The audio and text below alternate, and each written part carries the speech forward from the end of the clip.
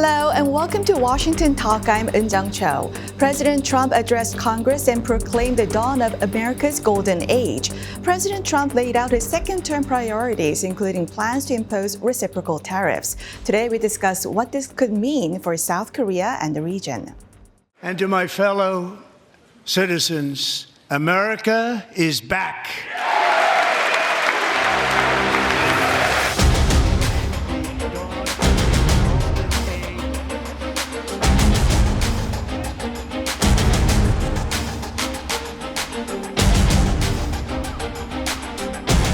Where Japan, South Korea, and other nations want to be our partner with investments of trillions of dollars.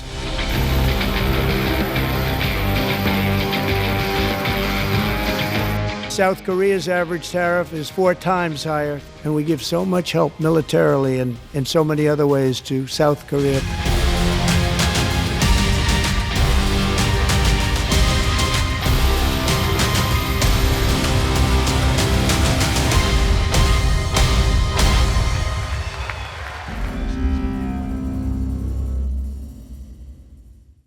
In the studio with me, Mr. Scott Snyder, the President and CEO of the Korea Economic Institute of America.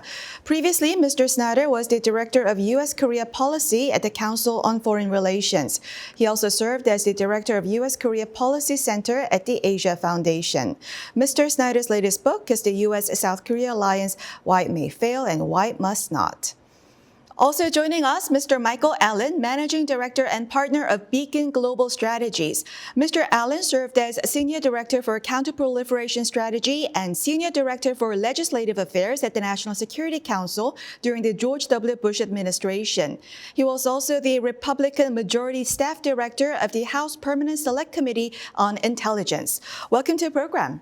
Thank you. Thanks for having us. Now, Mr. Allen, President Trump vowed to continue his swift and unrelenting actions to reshape domestic and foreign policies. How will America's role in Asia, including Korean Peninsula, change? Well, first, let me just say that the differences between Trump's second term and first term are quite stark. Remember last time, I think he was rather surprised to have won. He was trying to get his sea legs, if you will, and understand how to work the federal government, and he was immediately under fire about Russia and other matters. This time, I think because President Trump won a majority of the popular vote, won all the target battleground states in the election, I think the media is still struggling how to cover him. I think the Democrats are still trying to figure out how to oppose him. And Trump, I think, is in a very big, aggressive move. I think the traits that are most recognizable so far is that he's certainly prioritized loyalty among his opponent, his cabinet and others that work for him. And he's prioritized disruption over stability, I think, not only in domestic policy here in the United States, but also in international affairs. And I think that extends to where President Trump is on Asia, especially economic issues. He cares very much more about tariffs and economic relationships and whether he thinks the United States is, quote, getting ripped off, more so than I think he does about this traditional security relationships, including what is the state of Taiwan's defense and what is the health of the defense relationship between Japan and the United States and Korea of the United States. So I expect President Trump will continue, because this is a feature of the way he deals with Europe and other allies around the world, is to frequently complain that the United States is being ripped off, as he would like to say, and he's often demanding more of a commitment from our allies, either to, in the Korean case, bankroll more of U.S. troops in the peninsula, and also elsewhere around Asia as well. So I think we need to watch this space very carefully.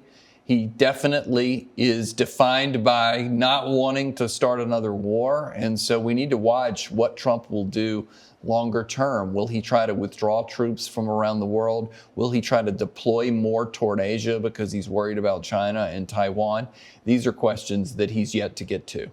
Well, you say President Trump's actions are disruptive, but President Trump himself said that it was common sense revolution. So I think it's subject to whoever's interpretation. Mr. Snyder, U.S. security priorities are expected to recalibrate it under President Trump's America First foreign policy. Do you expect any changes in the U.S.-RK military alliance and U.S.'s deterrence against North Korea? I think we can imagine changes. Mr. Allen mentioned the first of the three T's that I think characterize or will characterize the U.S.-Korea relationship under Donald Trump. And he also mentioned the key word of disruption. But the two T's that I want to focus on as related to that question are transactionalism and Trump-centrism.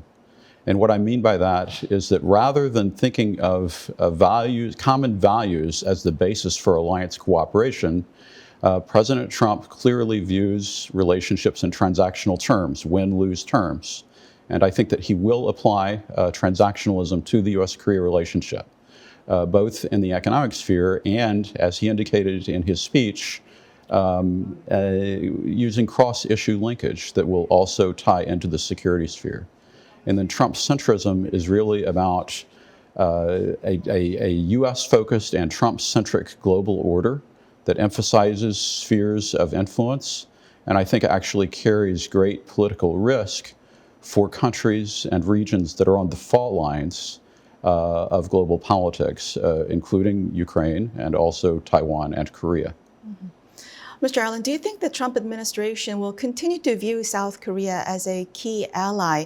What are the criteria of evaluating where South Korea stands in President Trump's priorities? Well, I still believe that President Trump is persuadable on the health of the alliance and actually promoting it. I think, however, there's a template that's developed, and many foreign leaders so far have definitely subscribed to the method of it's best to come to Washington bearing gifts. Often, if you can make greater commitments to your own defense or spending more on military items around the region, I think President Trump is very impressed by that. He appreciated that the British Prime Minister came to town promising that. The German new Chancellor designate is trying to achieve this even before he takes office. So I think these are important prerequisites for President Trump because it says to him that it's not a free rider. We understand here in the United States, it's usually associated with European NATO allies who don't spend enough, the free rider problem. I think it could apply more broadly in Trump's mind to our Korean and other Asian allies. So I think we have to watch that very, very closely. So at a time when South Korea can be a key partner in key industries of semiconductor and shipbuilding, isn't the importance of South Korea bigger than before as President Trump seeks competition with China? I think so. I think especially if Korea leans in on shipbuilding. I've noticed over the last couple of years that more people are talking about this.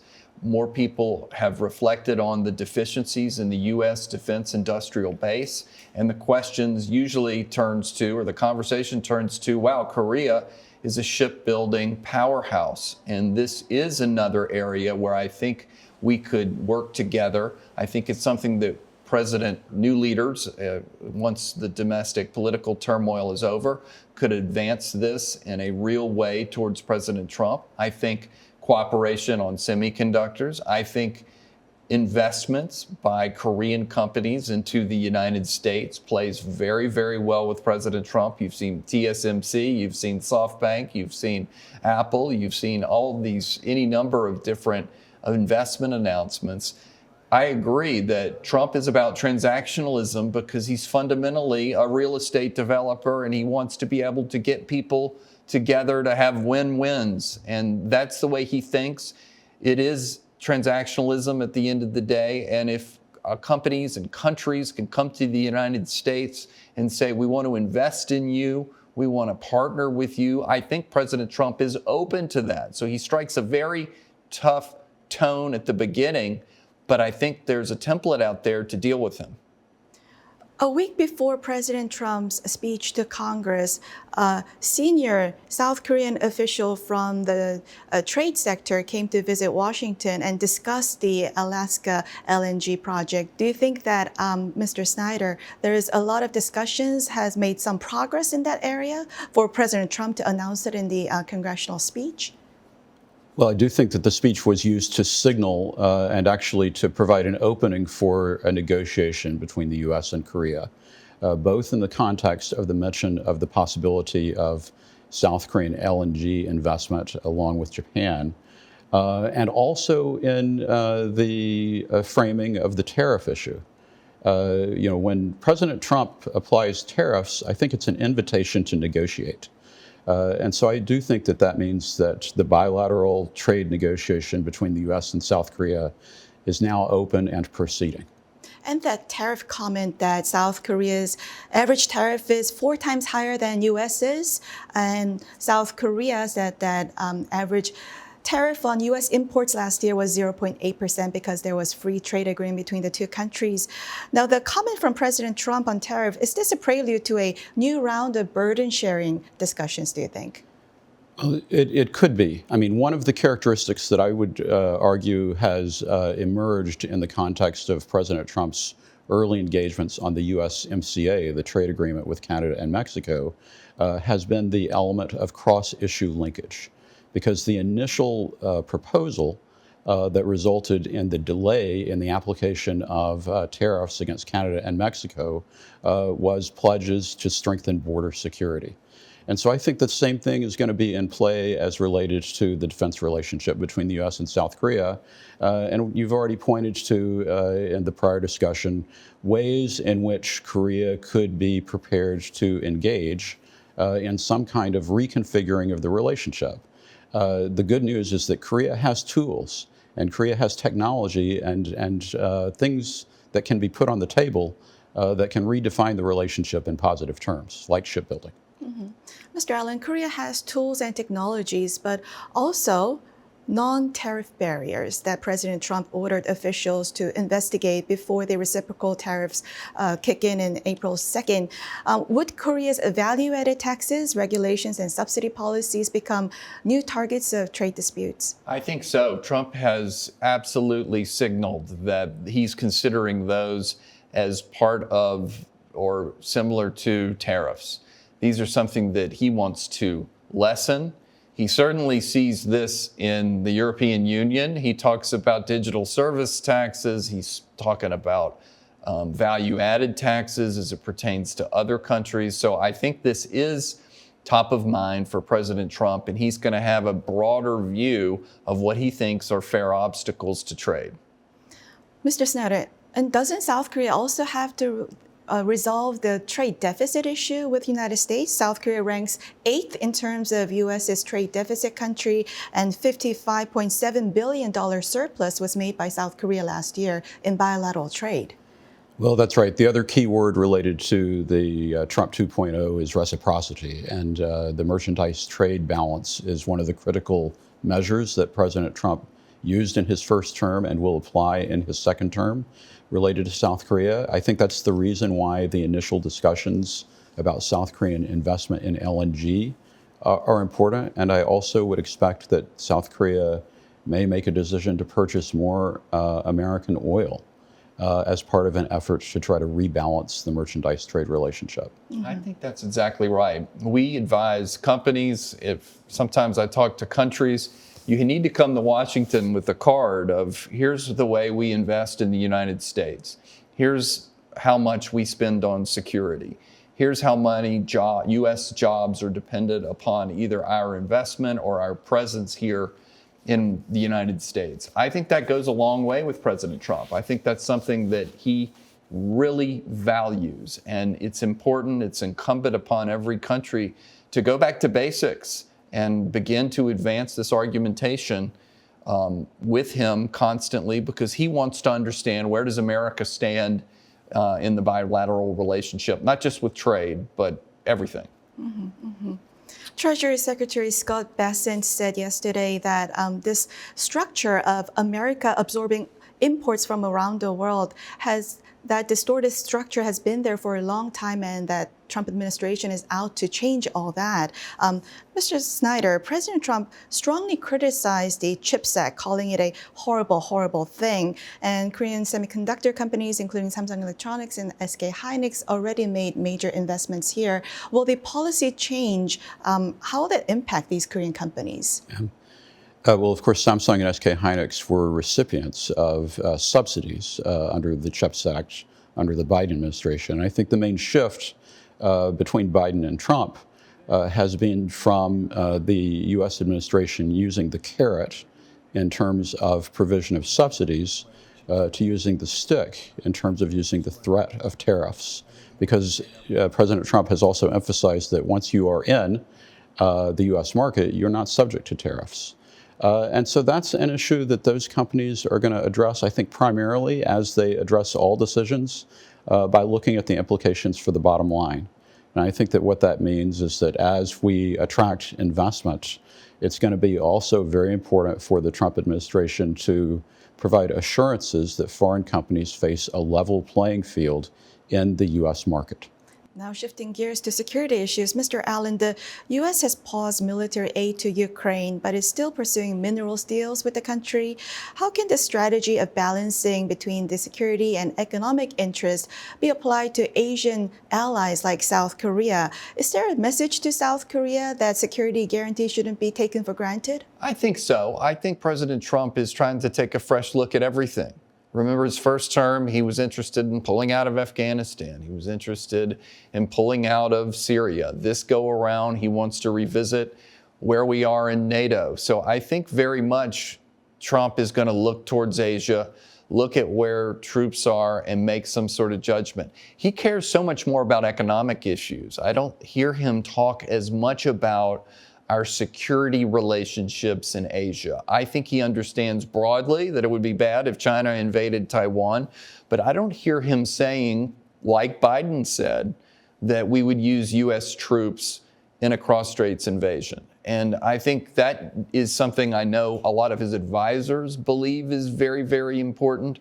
But I think it needs to be an objective of Japan, Korea, our best allies in Asia, as they come here and have talks with this new administration and with President Trump to say this is something we all need to worry about or something we're all concerned about, and relate it back to economics. Because if China dominates the South China Sea, it's then able to project its power elsewhere and beyond, and eventually displace displace capitalistic democracies like Korea and the United States. So these are all things that I believe President Trump would find persuasive, but I think over time we need to advance those arguments. Mr. Snyder, how does President Trump's approach to Ukraine impact negotiations with North Korea? Do you think President Trump could sacrifice South Korea's long-term security interest for diplomatic gains with North Korea? And another angle I want to add is yesterday, Special Envoy for Ukraine and Russia, Keith Kellogg, told CFR Forum and said, President Trump has elevated the U.S. priority as bringing peace to both sides, Russia and Ukraine, rather than framing this war as one side winning over the other, that the administration is applying pressure and incentives, sticks and carrots on both sides to agree to a peace terms. So what can we glean from this Trump administration's attitude towards Ukraine and Russia? Well, I do believe that President Trump has a different attitude toward geopolitics from the Washington establishment. I think he has a higher risk tolerance than many other international leaders. And I think that he feels that he can use that as a way of taking advantage of situations in order to bring a different perspective. And so I do think that we've already seen that in the first Trump administration related to his outreach to Kim Jong-un. He does look at it differently. In terms of the specific ways in which the end of the conflict in Ukraine would affect the Korean Peninsula, I think that's a very complicated question. But clearly, because of the Russia-North Korea supply relationship, it will have reverberations. It also has reverberations in terms of South Korea's emergence as a defense products exporter as well. And I think the big one is really the question of if we start thinking about how President Trump might engage in the future with Kim Jong-un, a lot of that is going to depend on what his relationship with Putin is like, because the relationship between Trump and Putin will have a direct impact on whether or not Kim Jong-un feels safe having Putin and assured that Putin has his back. And I do believe he's more interested in these great power relationships than he is trying to resuscitate another series of meetings and summits with the North Korean leader. I wouldn't rule it out because Trump likes big events, but I think he realizes it didn't work out that well last go around, and I think he's got, as we would say, bigger issues, bigger fish to fry, other issues he wants to get to. Mr. Allen, looking at President Trump's approach to Ukraine, do you think China and North Korea may want to test United States' commitment to South Korea and other allies in the region? I think so. I think we are really worried about what China is up to with many of its exercises and some of its more belligerent language of late. I think they do have some respect for President Trump, and I think they wonder often what will his reaction be, and I think they try and calculate that across a range of possibilities because he is intentionally unpredictable. But I do think that is something that we need to watch very closely, and I do think they're going to try and test Trump's commitment to our Asian allies. Mr. Snyder, is there a chance that South Korea could be sidelined? Should there be a grand bargain between United States, China, or United States, North Korea? South Korea has so far been proactively cooperating with the U.S.'s pressure campaign against China and North Korea.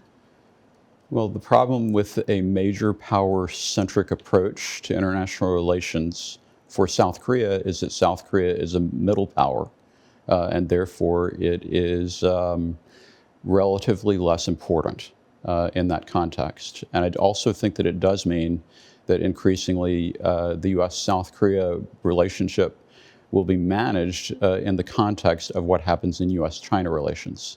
And so that means that South Korean leadership is going to have to be incredibly focused on the messages and signals that are coming from the approach and management of the U.S.-China relationship. But other people have succeeded, like the new Japanese prime minister did a great job, and President Trump was very welcoming of him. Keir Starmer came to town. Macron came to town. There is a playbook for middle powers and for others to build relationships with Trump, and I think they can, even if he has a tendency to look towards the great powers. And I'm not projecting failure, I'm advocating mindfulness. Of course, yeah, you're right. You're exactly right. Mr. Snyder, you talked about how U.S.-South Korea relationship is a subset of U.S.-China relationship. What kind of attitude do you think President Trump wants South Korea to have against China? And should things like that incident happen again under President Trump's watch? Will President Trump this time go out to rescue and help South Korea more than last time it happened? Well, broadly speaking, I think not only Trump, but probably the American foreign policy establishment wants and expects South Korea to maintain an alignment with the United States vis-a-vis China. And however, the fact that China is a focus means that South Korea can find ways to volunteer to help by looking at the issues in the U.S.-China relationship. And so I think increasingly that is going to be one of the keys that South Korean leaders are going to want to have in their back pocket as they think about approaching the White House. That's all the time we have for this week. Mr. Allen, Mr. Snyder, thank you very much for joining us. Thank you for having us. And thank you for watching. We'll be back here next week with U.S. experts to discuss the two Koreas and the region right here from Washington.